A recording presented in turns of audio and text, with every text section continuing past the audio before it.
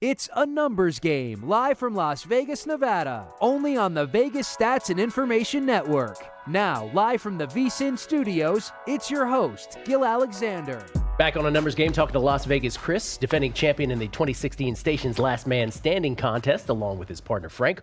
Also won the Palms NFL Showdown, the Wynn Casino 100K contest, take-all eliminator contest, I should say, back in 2011, and finished second and third in the full season standings of the 2K entry Golden Nugget contest last year. Finished second in the full season standings in that contest in 2015. So the biggest, let's start here. Let's start with the biggest pet peeve you have about all this. You know, I read a great article by Frank B. on Las Vegas Advisor, Anthony Curtis's site. He wrote about contests, and a lot of people have a lot of gripes about how they want contests to be the way they want contests to be. And he brought up great points that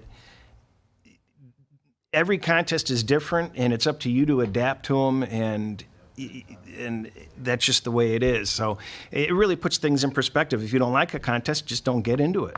And Jay Cornegate took great, was careful to say also at the Westgate how, everybody and their mother has an opinion. Exactly. They've thought of all the permutations. They've thought of all the options, and I think there's some wisdom in what you're saying. Biggest advice you have for people? Believe it or not, the silliest thing in the world, set your alarm.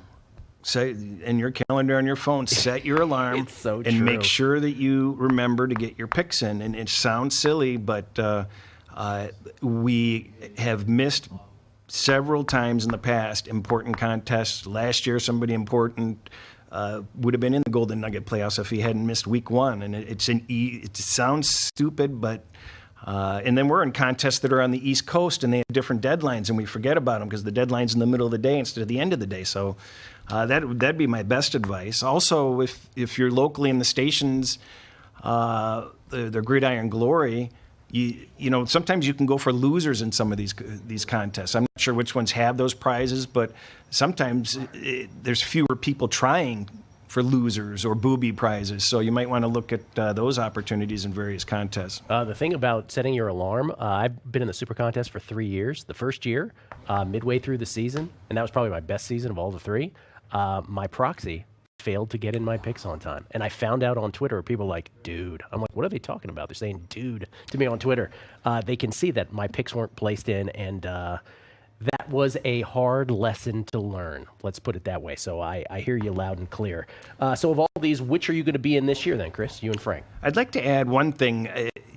In these other contests, you have to remember you cannot gain ground if you're playing the games other people are playing. Right. So you've got to learn to ignore those big, huge line moves people are going to be on, or the big, hot games. You've got to try to pick your own spots. That's the only way you're going to gain ground. And if you're winning, obviously you play defense, and you play those games to play defense. That's and that was the point also on a more simple basis with the Survivor, with the Eliminator ones.